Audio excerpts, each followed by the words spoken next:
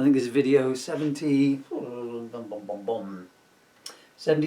So I'm Paul Murphy and this is my book, Fabbles Solo Years, which is what I'm reading today. Where did I get to? August. I think this is 1971. Well, I know it's 1971.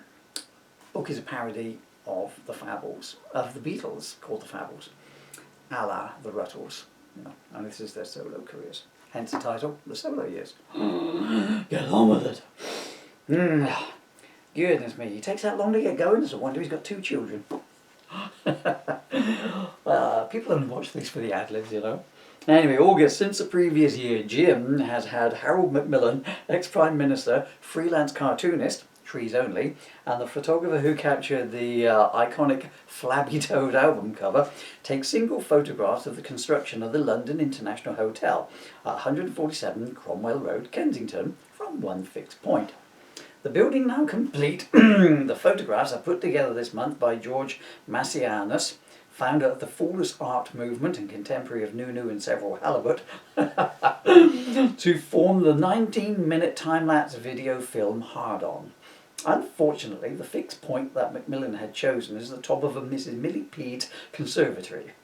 As Mrs. Pede lives in Hereford, some 141 miles away, very little of the hotel is in the film. Well, none of it at all, to be precise. Critics therefore deride the film, although as the view from Mrs. Pede's conservatory is of the bedroom of Miss Carlotta Bounce, an exotic dancer and part-time table leg model from Pisa, they all take copies of it home. The 1st of August, 2 massive sellout concerts take place in New York, organised by Grunge and his friend Ravi Shankar. Sorry, Ravi. One of the heroes of mine, actually, Ravi Shankar.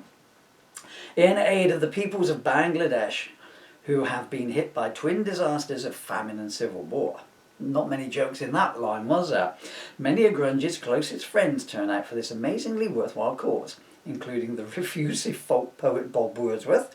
That is a shameless pun of my Bob Dylan spoof book, Bob Wordsworth. Don't Look Sideways, The Life and Times of Bob Wordsworth, which I might do some videos of later on.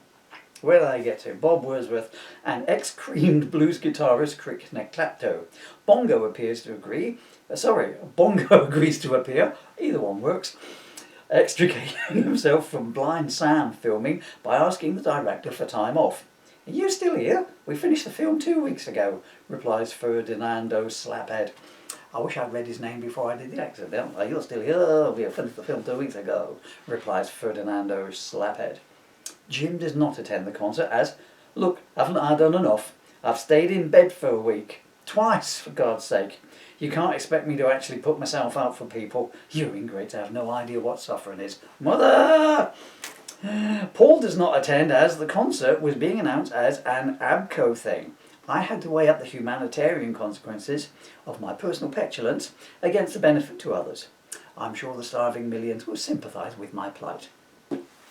The 2nd of August. While public interest in the Fabbles is once again at a high following the previous night's concerts, Paul and Linda completely coincidentally released their new single, Uncle Norbert, Admiral Halsey, urinary tract infection specialist Edna, wait for it, Grim Thrush, stroke the Right Reverend Jeremiah Jimmy Riddle, in the US today. The song is not released in the UK due to the restriction on the number of syllables a song title can have. The 2nd and 3rd of August. Paul holds more rehearsals with his new band at his farmhouse in Scotland. Why am I giggling like that? I don't know. The Scottish Nationalist Party is immediately formed to break Scotland away from the United Kingdom on the grounds of oppressive suffering of our people and livestock. The 11th of August. Having selflessly stayed on holiday whilst the Bangladesh concert was being held, Jim and Nunu take to the streets of London today to campaign against the prosecution of the editors of Oz magazine on obscenity charges. I am sure that the starving millions are outraged that we cannot look at willies in magazines and understand our stance, explains Jim.